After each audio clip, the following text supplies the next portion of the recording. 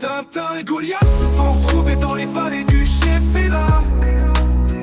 Et il faut bien avouer qu'ils ont été émerveillés par cet endroit. C'était comme le paradis sur terre à portée de leurs doigts. Mais ils ne comprenaient pas que c'était l'enfer qui leur tendait les bras.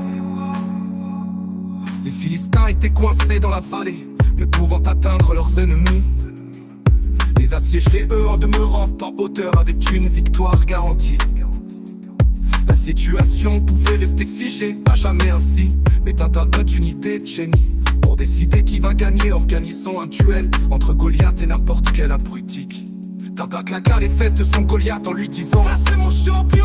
En plus ils ont envoyé un avorton, tu vas l'écraser comme un morpion. 30 secondes plus tard, Goliath s'écroulait sur son gros fion. Tintin ne put que laisser échapper un bruit de déglutition.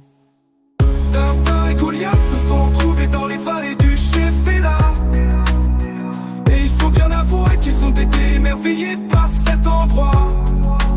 C'était comme le paradis sur terre à portée de leurs doigts.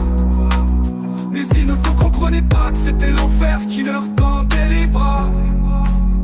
Alors il paraît qu'on appelle les Philistins le peuple de la mer, puisque mais Tintin est la sienne, on ne peut vraiment pas dire le contraire. Tintin a tout de suite appelé ses ennemis d'hier, ses frères, leur expliquant qu'il était là dans le cadre d'un échange scolaire. Tintin n'a vraiment honte de rien. Il va et vient, un petit peu comme la queue de son chien. Après il les a saoulés en leur expliquant qu'à la base il était réfugié climatique hawaïen. Et sinon dans votre petit club, vous acceptez les végétariens?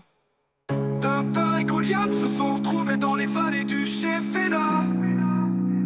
Et il faut bien avouer qu'ils ont été émerveillés par cet endroit.